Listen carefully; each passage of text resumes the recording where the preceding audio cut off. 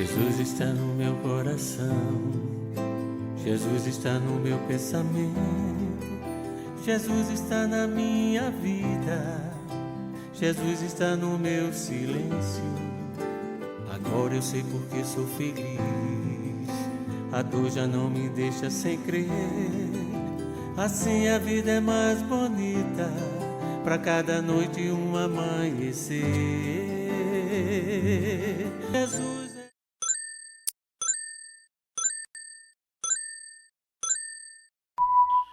Queridos amigos, amados irmãos, meu boa noite. Que alegria imensa poder estar nessa casa na noite de hoje, né? Como já dito, meu nome é Alan Tássio. Essa noite para mim tem muita importância porque é a primeira vez que a espiritualidade abre as portas para eu poder fazer uma fala em terras pernambucanas. Eu não sou daqui. Sou lá da Paraíba, da cidade de Campina Grande, que eu acredito que a maioria de vocês já tenha ouvido falar, visto que sempre tem aquela concorrênciazinha ali no período de São João, entre Caruaru e Campina Grande, para ver qual é o maior São João do mundo.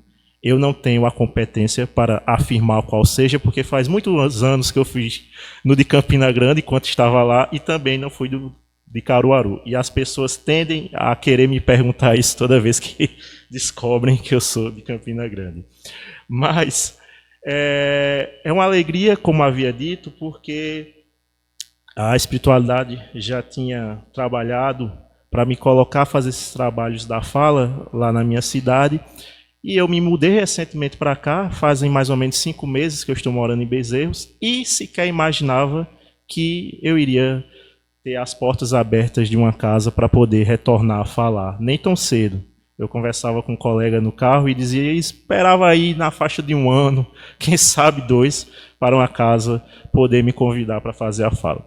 Isso é sinal de quê? Que provavelmente eu tenho muito débito e estou precisando trabalhar para sanar esses débitos. E visto mais ainda que eu sou professor, então eu tenho muito débito ainda para pagar nessa encarnação.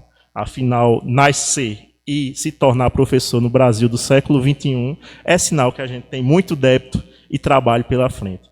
E, consequentemente, quando a espiritualidade nos coloca, seja qual for o trabalho, isso também é sinal que a gente precisa estudar muito, né?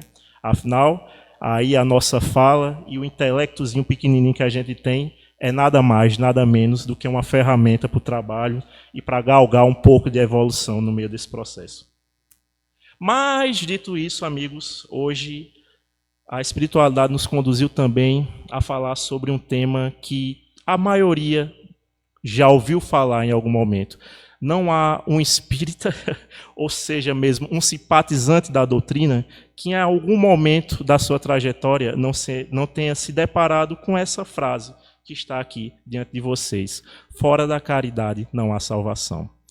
Quando a espiritualidade, através do nosso amigo Tiago, que fez a palestra aqui semana passada, nos deu essa ideia, intuiu para nos trazer esse tema, eu comecei a refletir sobre essa afirmativa. E eis aí um primeiro ponto. É uma afirmação.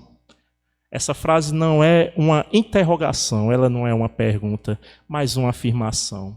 Fora da caridade não há salvação. E aí eu comecei a refletir sobre essa frase e comecei a tentar separar ela em alguns pontos, em palavras, e pensar melhor sobre cada uma delas. A priori, se pararmos para pensar, a salvação. Mas qual salvação?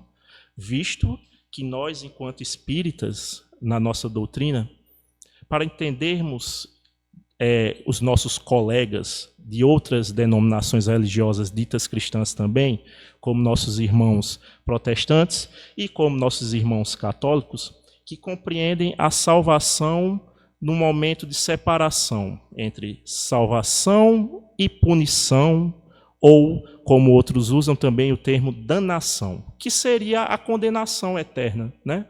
Aquele indivíduo ao qual não consegue se desvincular da ideia do pecado na vida terrena e comete tantos pecados a ponto de, no momento do julgamento final, sofre a danação eterna ou a punição eterna na ideia de inferno.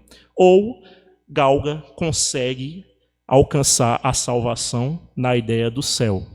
Céu esse que, não falando de forma crítica, porque é a concepção desses nossos irmãos, mas às vezes eu tenho a percepção de ser um céu um pouco procrastinador. Não me entendam mal.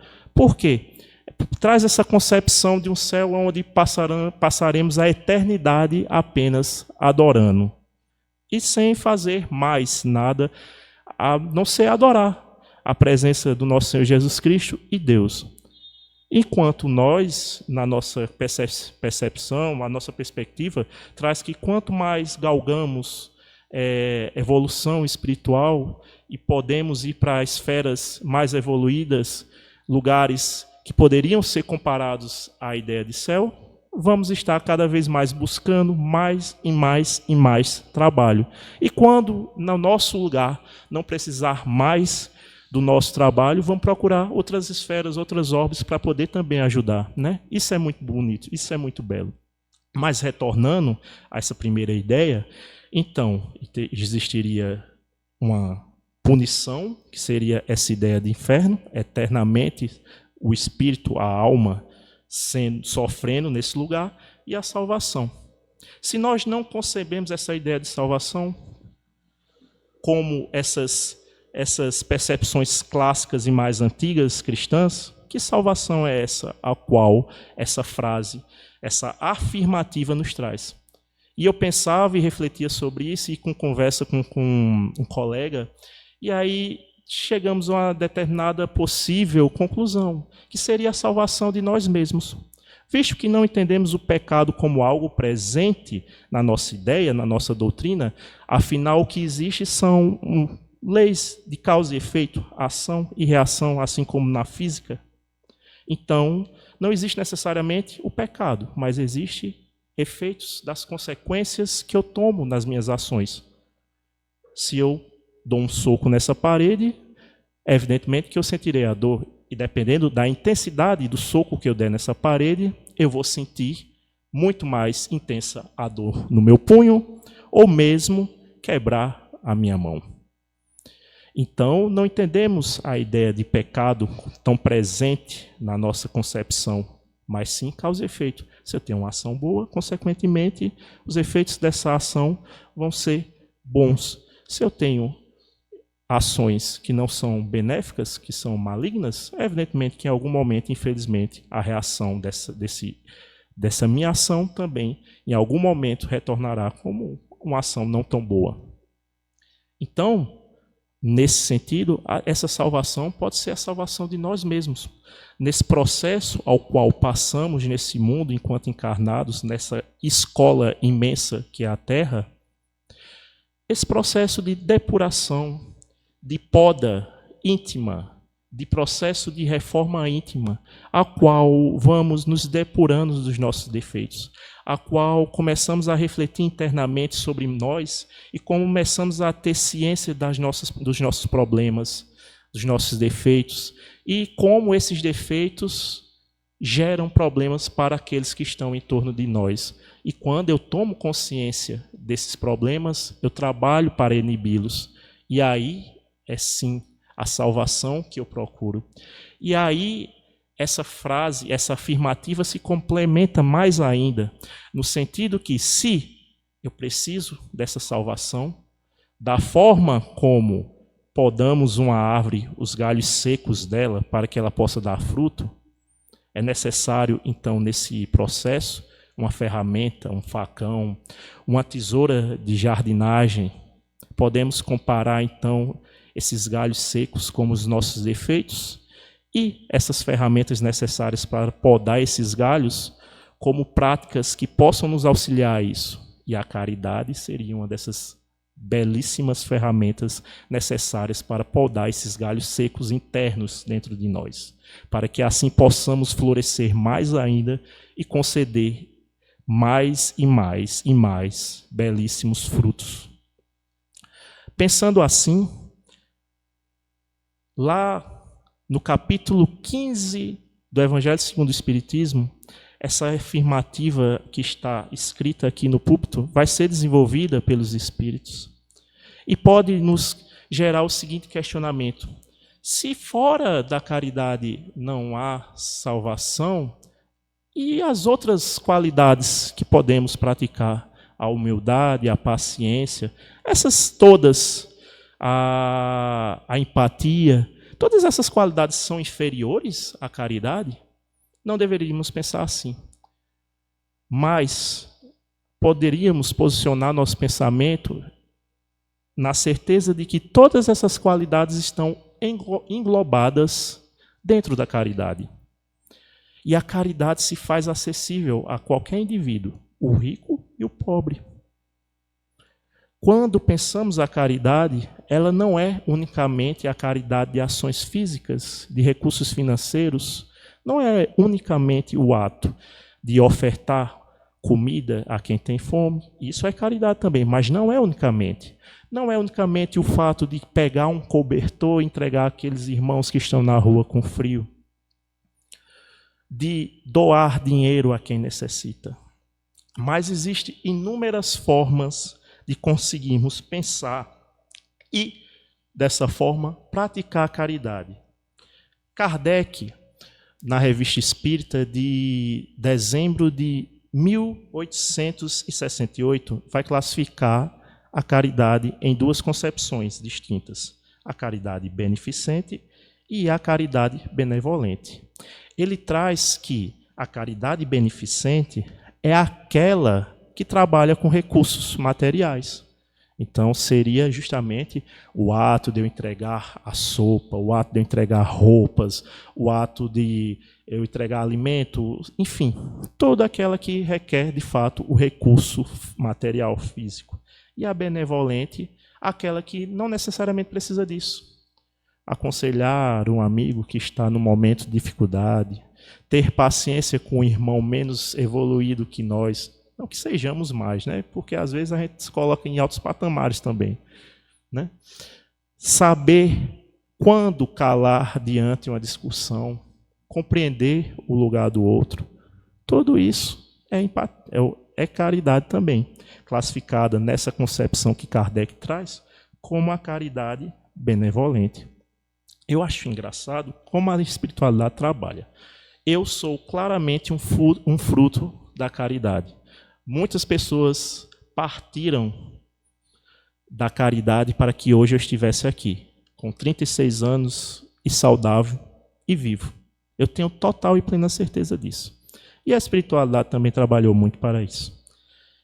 E aí, engraçado como ela trabalha e vai nos trazendo determinadas coisas que vão apontando que, por mais que eu não escute, não veja, não ouça, não fale nada, mas a gente acaba tendo uma certeza de que eles estão ao nosso entorno a nos ajudar.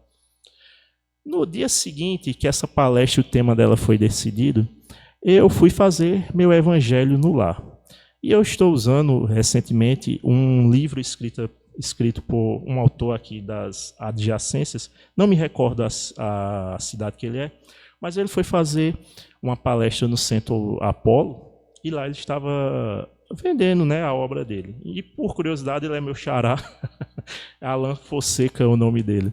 E eu estava usando o livro dele para fazer o meu evangelho na segunda-feira. Eu tinha vindo aqui no domingo, quando foi marcada a palestra, e eu abri o livro e fiz a leitura. Quando chegou um determinado momento, eu disse: rapaz, isso aqui tem a ver com o tema que foi definido para a gente falar. E aí eu vou brevemente fazer uma leitura aqui de algumas percepções, de algumas formas de caridade que nosso amigo, o Alan Fonseca, coloca. Então, ele coloca assim: a caridade é ampla, que podemos praticá-la de 4 formas, que não custam dinheiro e que podemos realizar em qualquer lugar, a qualquer momento. São elas. Então, ele vai dizer essas 4 formas de caridade que ele classifica aqui. Verbal, palavras que consolam, esclarecem e edificam, como também uma prece que nos aproximam de Deus.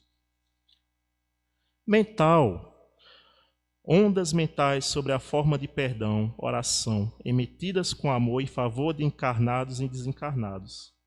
Gestual, abraço, aperto de mão, sorriso, carinho.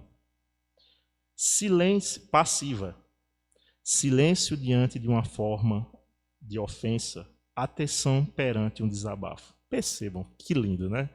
Lá no livro, no Evangelho segundo o Espiritismo, vai dizer que a caridade é acessível a todos. E de fato é.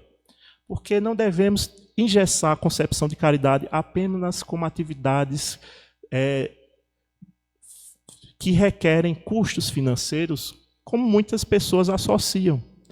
Mas todas essas concepções aqui trazidas pelo colega se enquadram nessa segunda categoria que Kardec coloca, a caridade benevolente. Então, quando eu uso das minhas palavras para auxiliar um amigo que está em dificuldade, e essas palavras podem ser ditas em qualquer momento, em qualquer âmbito, no seu trabalho, na sua família, na escola, na universidade. Quando eu emito boas vibrações através do meu pensamento, às vezes não é necessário falar, mas emitir boas vibrações, bons pensamentos para aqueles que necessitam. Isso me traz um caso agora de um amigo que daqui a pouco eu vou citar. A gente esquece e ainda não temos noção de como o pensamento ele é poderoso e como as vibrações mentais que emitimos têm força. Gestual, um gesto de carinho, um aperto de mão. Eu percebo que cada vez mais e mais, na sociedade que a gente vive, esses gestos estão se perdendo, né? As pessoas estão mais gélidas, mais frias, mais apáticas, mais distantes. Algumas ainda provavelmente com traumas da pandemia e se esquecem de dar um abraço. Eu, quando cheguei aqui nas adjacências, eu fiquei um pouco assustado de boa forma. Nos locais que eu chegava, as pessoas me recepcionavam de forma mais carinhosa, com abraços, com apertos de mão, coisa que fazia algum tempo que eu não via. E às vezes, não precisa dizer nada, mas um abraço conforta de uma forma que às vezes a gente não tem noção o quanto uma pessoa pode ser curada apenas por um único abraço. Quantas famílias, quantos filhos, pais, mães não se abraçam mais? Chega-se um momento que os filhos ficam com vergonha, com receio de abraçar, de demonstrar carinho para os seus próprios pais. O que está acontecendo para que isso seja gerado? Passiva. Essa, a gente que é professor tem que usar e muito. Silêncio diante de uma ofensa, atenção perante um desabafo. Quantas vezes, né, um irmão, uma irmã trata-nos com rispidez e é difícil, naquele momento em que o sangue ferve, você se controlar e entender que naquele momento o lugar evolutivo daquele irmão é aquele. Onde eu morava, em Campina Grande, tinha uma casa de trabalho que eu participava e a gente fazia doação de alimentos. As pessoas iam até a casa e podiam sentar lá e se alimentar lá. Nossos irmãos que estão na dependência química, às vezes chegavam muitas vezes alterados, né? Quando acabava o alimento, algo do tipo, muitas vezes usavam de ofensas para conosco. E às vezes é necessário esse controle e não deixar se abalar, tendo ciência que aquele irmão, naquele momento, está naquele lugar. Sequer está com a consciência plena, às vezes. Me recordo uma vez que um rapaz tocou a campainha e ele lá falou na campainha algo como: moço, me dê aqui. Eu acho que ele nem sabia que lá era uma casa de caridade. Moço, me dê aqui um dinheiro que eu junto esse lixo que está aqui na frente da sua calçada. Eu disse: não, você quer uma comida? Ele disse: quero. Eu fiz uma marmitinha, uma quentinha.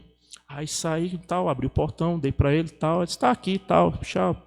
Você pode vir tal dia aqui, a gente sempre dá comida e tal. E ele foi-se embora. Isso já era noite e eu não tinha percebido algo. Nesse mesmo dia, havia acontecido uma limpeza de mato em toda a casa. E havia um saco grande, cheio de mato, de frente à casa, esperando o lixo passar. O irmão, naquela condição, abriu o saco, derramou todo o lixo ali, a terra e o mato, né? E aí tocou a campainha, e por isso que ele falou, me arruma um dinheirinho aqui para eu limpar esse lixo que está aqui. Quando ele pegou a quentinha, ele apenas foi embora. Evidentemente que ali eu parei, refleti, repensei um pouco.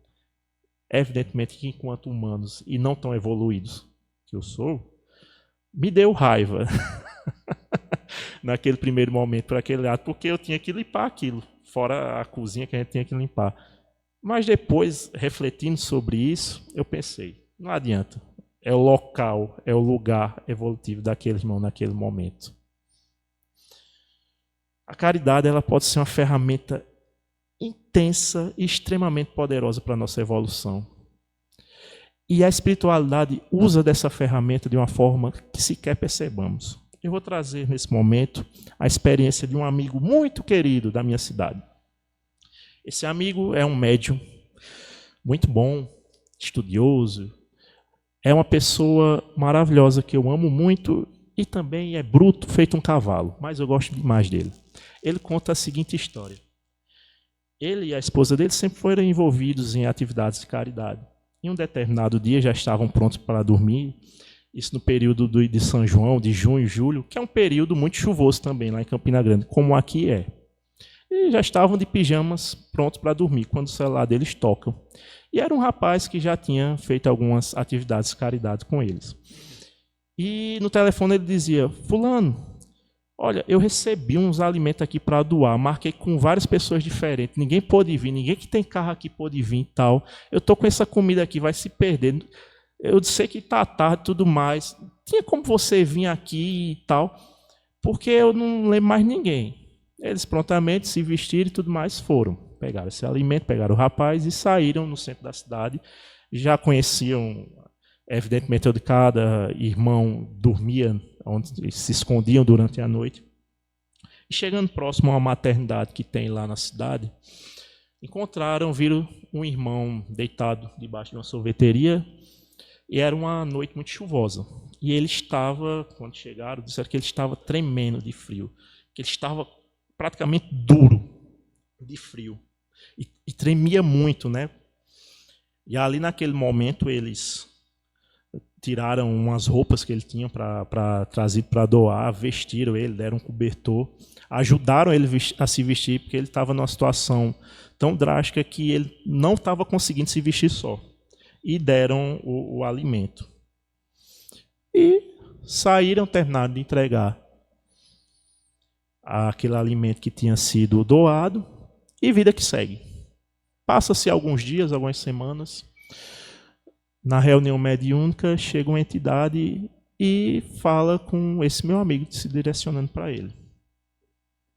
Olhe, essa é a fala da entidade que se apresenta. Até hoje eu lhe perseguia. Mas aquele irmão, senhor, que você vestiu e deu a comida naquele dia, aquele senhor era meu pai. E a partir de hoje eu não vou lá mais lhe perseguir. E ele conta essa história dizendo que depois disso ele melhorou muito de várias perturbações que ele tinha. E fica essa história como exemplo para a gente entender como a espiritualidade trama, constrói teias, tramas tão perfeitas que nos levam, que nos conduzem a conseguir sanar adeptos, faltas que ainda temos, que sequer percebemos. Quantas situações parecidas com essas acontecem corriqueiramente conosco e sequer percebemos? Quantas? Essa veio como exemplo, até mesmo para que possamos, através dela, entender como essa ferramenta tão maravilhosa que é a caridade pode ser usufruída, abraçada por nós. Se fora da caridade não há salvação, o que nos falta ainda para conseguirmos praticar mais e mais essa caridade? Percebam como isso é forte, percebam como essa afirmativa é poderosa e forte. Eu dizia anteriormente que tenho total plena certeza que eu só estou hoje aqui devido a caridade que muitas pessoas tiveram para comigo e com minha família.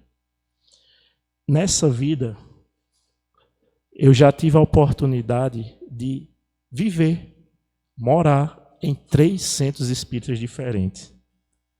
Em momentos de dificuldade em minha vida, desde a minha infância até hoje, eu já morei em 3 centros espíritas.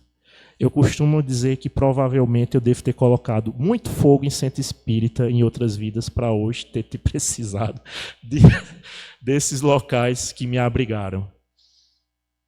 Quando criança, eu já nasci numa família e a gente...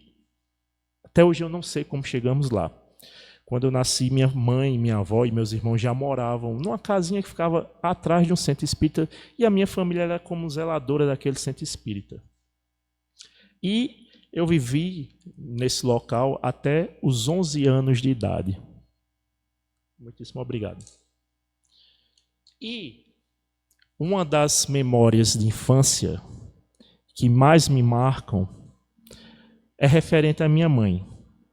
Eu tive essa oportunidade de crescer conhecendo os conceitos espíritas e a doutrina, por já nascer e ter contato com o centro espírita, onde eu pude ser evangelizado, onde eu via minha mãe tendo uma mediunidade ativa, onde eu via meu irmão também com a mediunidade ativa. Então, assim, nessa altura do campeonato, eu não tenho medo mais de alma. Porque eu morava nesses cantos, aí o pessoal perguntou, tu não tem medo não? Eu disse, não, às vezes ele passa aí e tudo mais, eu digo, opa, brincadeira, eu não vejo, não escuto nada. Mas eu acho que até por isso que eu vim nessa condição, né? Eu necessitei desses lugares, então provavelmente se eu ouvisse, seria mais problemático para mim. Mas nessa encarnação, até o momento, exato momento, eu não vejo, não ouço, não falo. Uma coisa ou outra assim que aconteceu, mas foi situações específicas. Mas, tirando isso, então, esse fato de ter vivido, morado, ser acolhido por essas casas, mostra também um fator de caridade, como eu fui objeto de caridade para essas instituições que me puderam fazer que eu permanecesse vivo durante essa encarnação, pois eu não teria outra localidade, né? Como eu disse, nasci, minha família já vivia nos fundos do terreno do centro espírita. E como eu dizia, eu me lembro de uma cena muito impactante na minha memória, mas impactante de um bom modo. Eu não tive pai e minha mãe foi um exemplo de tudo que eu pude ter, né? E muito da hombridade que eu possuo hoje, enquanto adulto, vem do exemplo que minha mãe tinha. Mãe era uma mulher extremamente ignorante, era um cavalo, mas era uma pessoa muito amável no sentido que, por mais que ela não tivesse acesso ao conhecimento e fosse ignorante da forma dela, era uma pessoa amável, caridosa. E uma das cenas que talvez tenha me feito aprender mais sobre caridade foi lá na minha infância, não recordo quantos anos eu tinha, mas nesse mesmo centro espírita, eu me lembro de uma mulher, uma senhora batendo na porta do centro, e eu indo atender com minha mãe, ela pedia comida, alimento, dinheiro, e sempre fomos uma família muito humilde. Eu me lembro da minha mãe dizendo, olha, minha senhora, eu não tenho como lhe dar nada não, mas se a senhora quiser entrar e sentar aí, eu faço um prato de comida e dou à senhora. E eu ainda me lembro o que tinha naquele prato, né? Que era um prato de feijão, arroz, farinha e um peixe frito. E eu me lembro daquela senhora levantando as mãos assim, para cima e dizia, graças a Deus, muito obrigado. E aquilo é uma memória que eu tenho até hoje. Ao longo da vida toda da minha mãe, que já fazem 10 anos que ela faleceu, através dos atos dela, dessa caridade que é acessível a todos, ela me ensinou muito sobre caridade. Até então eu nunca tinha lido sobre caridade, como eu li essa semana, para poder preparar essa fala. Mas eu percebi que eu entendi um pouco o que era caridade pelos atos dela. Ela me ensinou que era caridade até no momento do velório dela. Quando minha mãe faleceu, foi de forma muito repentina e pegou nós, a família toda, de forma muito impactante, né? Porque descobrimos um câncer, em questão de 3 meses ela faleceu. E quando minha mãe faleceu, estávamos no velório, né? Eu sentado num canto, próximo à parede, junto de alguns amigos, e entrou uma senhora, uma moça, chegava a ser uma senhora, uma moça, que eu não conhecia. E a cena que eu me recordo é essa moça caminhando até o caixão de minha mãe, e ela parou um tempo, olhou para minha mãe, chorou, e eu disse, quem é essa pessoa? E meus amigos ainda perguntaram, é sua prima lá e tal? Eu disse, não, eu não conheço. Depois de um tempo, essa moça foi embora, vida que segue. Passa-se um tempo, não me recordo quanto tempo, eu estava na frente da minha casa, varrendo a calçada, a minha vizinha estava do lado, e essa mesma moça passa. Aí a minha vizinha fala, aquela moça ali, a tua mãe costumava dar 1 quilo de feijão, de arroz para ela, ela mora ali com o esposo estava desempregado, tem tantos filhos e tal. Eu nunca soube disso. Eu nunca soube. Mãe nunca tinha me dito isso. E se tinha comentado, eu não me recordo. E depois que eu soube disso, eu parei e raciocinei, refleti um pouco e percebi que até no momento da morte dela, ela me ensinou um pouco sobre o que é ser caridoso, sobre o que era caridade. Por isso que a caridade é uma ferramenta tão acessível. Porque até no nosso momento de morte, podemos aprender com ela. Vejamos, não é tão difícil dar uma palavra amiga a alguém querido, ou até não tão querido assim. Não é tão difícil usar da empatia.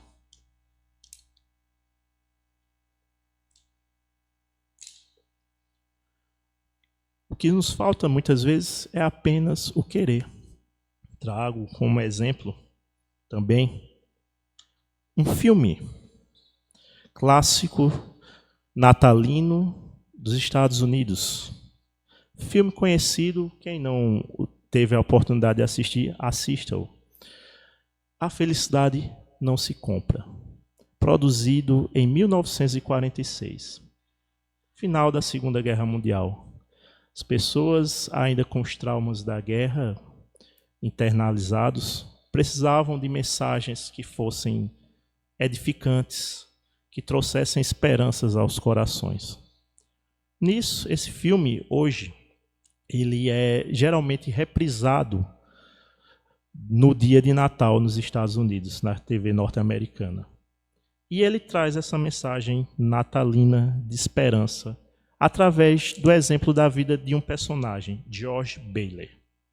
Esse personagem começa a ser mostrado na sua infância e vai mostrar como a vida dele e os atos que ele teve enquanto vivo levaram a ele a um momento que ele estava prestes a desencarnar, prestes a pular de uma ponte. E do alto do céu, os anjos olham para aquela cena e mandam um anjo da guarda ir lá e interceder por ele. Mas antes que isso aconteça, para que o anjo perceba o porquê ele está naquela situação, ele começa a mostrar toda a vida dele. Na infância, para impedir que seu irmão se afogasse num lago congelado, ele salta dentro do lago, socorre o irmão, mas com o impacto do salto no lago, fica surdo de um ouvido e leva essa surdez para o restante da vida. Ele trabalhava ali, ainda jovem, numa farmácia. O seu chefe tinha acabado de perder seu filho, tinha acabado de falecer num acidente. E desnorteado, ele acaba receitando uma medicação errada que traria a morte daquele cliente dele. O garoto percebe isso e não entrega, né? Eles levam a reclamação e aquele patrão, enfurecido por ele não ter entregado a medicação, bate nele, dá uns tapas que agrava mais ainda a situação do ouvido dele. Anos se passam, ele tinha um sonho de conhecer o mundo, viajar. Só que nas situações que a vida leva, o pai dele falece. E o pai dele tinha uma empresa que fazia empréstimos para que as pessoas humildes pudessem construir suas casas naquela cidade, lutando, tentando vencer os grandes bancos daquela cidade. E não tinha ninguém para assumir aquela empresa. Então ele decide assumir, desiste de usar todo o dinheiro que ele tinha juntado ao longo da vida para conhecer o mundo, para que a empresa que era do seu pai ajudava tantas pessoas naquela cidade não viesse a fechar ou fosse vendida para o banco. Mas ele faz um acordo com o irmão. O irmão iria estudar na universidade, quando terminasse, voltaria, assumiria a empresa e ele seguiria. Passa-se os anos. O irmão retorna, mas retorna com uma belíssima proposta de emprego. Ele mais uma vez abdica do sonho. Pensa, reflete, continuar ou não na frente daquele trabalho. E pelo irmão, ele decide. O irmão assume aquela proposta e ele consegue na cidade. Ali conhece uma mulher que sempre foi apaixonada por ele, se casa, tem filhos e vai seguir na sua vida fazendo aquilo mesmo que o pai dele sempre fez, dando a possibilidade de pessoas ao seu redor terem acesso a uma casa através daquele financiamento daquela cooperativa. Mas chega um momento, com as artimanhas e tudo mais que o filme vai trazer, que ele entra num processo de uma dívida gigantesco. E não há possibilidade alguma dele conseguir pagar aquela dívida. E ele será preso. Então ele percebe, a única solução que há possível para que eu pague essa dívida e talvez minha família não morra de fome, é eu me matar e, consequentemente, eles receberem o seguro de vida. Nesse momento, né, que o anjo, esse artifício que o filme usa, aparece para ele, conversa com ele e diz: façamos o seguinte, vamos ver como seria esse mundo sem você. E ele vai mostrando toda a cidade como ela seria, se ele nunca tivesse existido. O irmão dele teria falecido no lago, o patrão dele teria sido preso e hoje seria um mendigo. As pessoas que tinham acesso à casa, que conseguiram comprar a casa a partir daqueles atos de financiamento da empresa dele, estariam na rua. E a cidade e as pessoas seriam outras.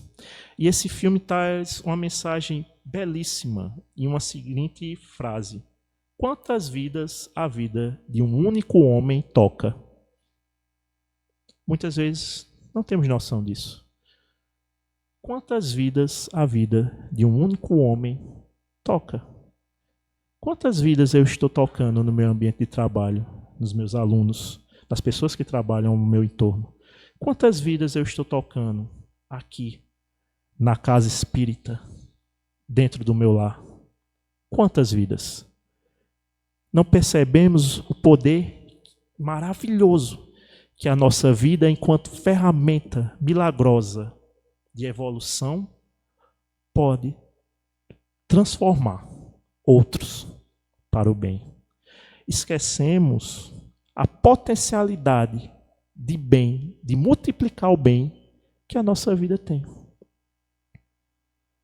Às vezes achamos que só os grandes nomes e os espíritos altissimamente evoluídos, um Chico Xavier, Divaldo Franco, Madre Teresa, Irmã Dulce, que conseguem de fato tocar tantas vidas. Mas às vezes, na nossa particularidade, o mais pequeno talvez que nós nos consideramos, conseguimos sim mudar a trajetória de alguém, de uma pessoa que às vezes nem é tão próxima a nós, com um simples ato, com a simples ação. Às vezes sequer a nossa fala, mas o nosso exemplo. E, meus irmãos, caríssimos amigos, isso também é caridade. A caridade que ultrapassa qualquer recurso financeiro. Que possamos ter a compreensão disso. Sendo a caridade acessível, talvez a ferramenta mais acessível para a nossa evolução, tenhamos a compreensão de poder usufruir o máximo que podemos dessa ferramenta, para que nos dias que se prosseguem, possamos internalizar e refletir como uma palavra, um gesto mais amigável, um ombro acolhedor, um abraço acalentador, pode ser também, e é, ferramenta, para a nossa evolução e a evolução do outro que está ao nosso entorno. Eu vinha no carro e eu comentava algumas situações que aconteceram comigo e com meus alunos. Às vezes é muito difícil ter a paciência, né? Eu dizia que essa semana uma aluna minha chegou, estava mexendo no computador, não estava em sala, estava em outro ambiente da escola. Ela fez: professor, o senhor sabe onde está fulano? E eu respondi nesse mesmo tom que eu vou falar agora: minha filha, eu não sei. E por algum motivo ela me respondeu assim: oxe, professor, precisa ser ignorante assim também não. E eu fiquei: mas aonde eu fui ignorante? Eu fiquei sem entender, fiquei refletindo assim: mas minha filha, o que foi que eu falei que eu fui ignorante? Tal?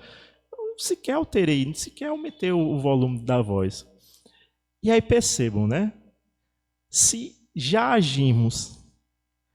agindo de forma assim, amigável, gentil, já é tão difícil, imagine se formos ríspidos, ignorantes a todo momento. E aí, eis mais uma vez essa caridade, porque é necessário ter a paciência e a empatia para não se irritar com uma jovem como essa. Porque aí eu não entendo, quer dizer, eu posso entender, mas eu não sei qual é a complexidade da vida dessa jovem. Eu não sei como é o âmbito familiar desses jovens, que muitas vezes não entendem o afeto, o carinho, o amor como uma linguagem possível, visto que eles não conhecem isso. E como eles não conhecem isso, parece impossível eles não conhecer o que é afeto, o que é carinho. Mas quando se cresce num lar, num lugar, num âmbito onde isso não é praticado, infelizmente eles não conhecem. E aí é necessário a empatia, é necessário a paciência e a compreensão para com esses irmãos. E isso também é caridade. Que possamos ter essa compreensão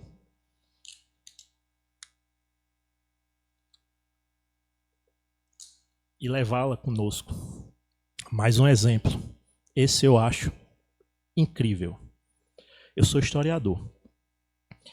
Na graduação, eu tive a oportunidade de me deparar com um jornal de uma cidade do interior da Paraíba chamada Areias. É considerada uma cidade histórica. Tem muitos prédios tombados no seu interior, na sua cidade, e também é uma cidade que, consequentemente, é um ponto turístico.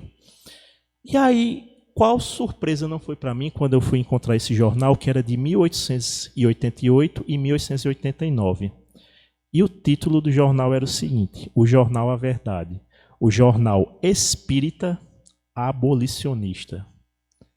Era um jornal que se titulava naquela época como espírita, numa época onde as autoridades e os médicos diziam que o espiritismo era uma patologia, uma doença mental.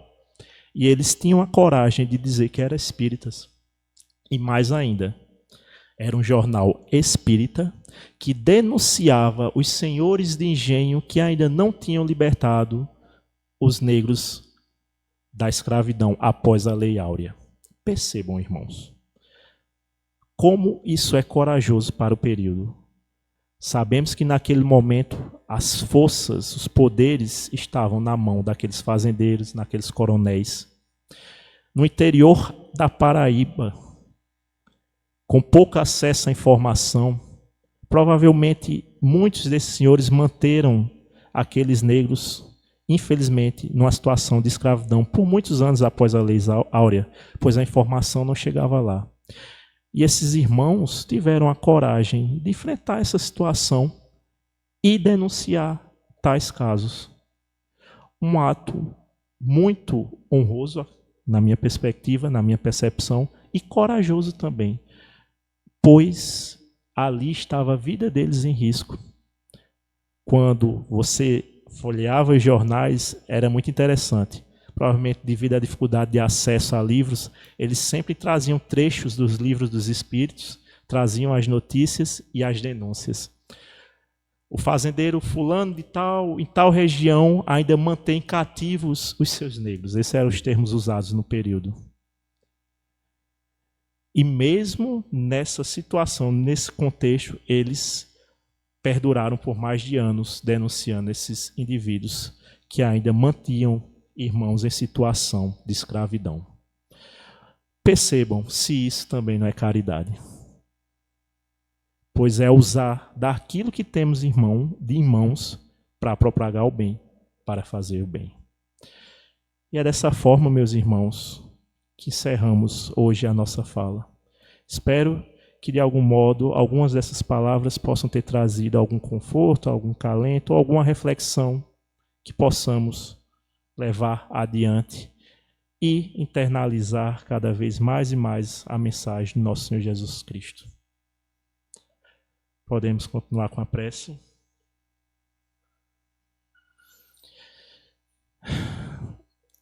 Elevemos o nosso pensamento ao nosso amado Senhor Jesus Cristo, pedindo auxílio em todos os momentos da nossa vida, que possamos ter a certeza que Ele não nos desampara, que o nosso Senhor está sempre ao nosso lado, juntamente com essa espiritualidade amiga que não nos deixa só. Que possamos sempre ter o desejo, a necessidade de buscar mais e mais o conhecimento, para que não possamos ser apenas melhores, mas melhores para o outro. E sendo melhor para o outro, possamos conseguir galgar cada vez mais degraus nesse processo evolutivo.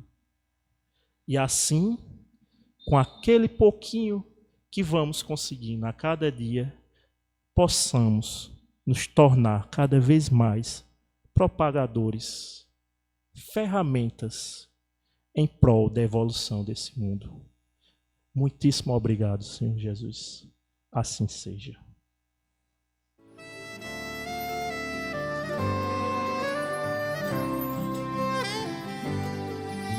Jesus está no meu coração, Jesus está no meu pensamento, Jesus está na minha vida, Jesus está no meu silêncio. Agora eu sei porque sou feliz, a dor já não me deixa sem crer.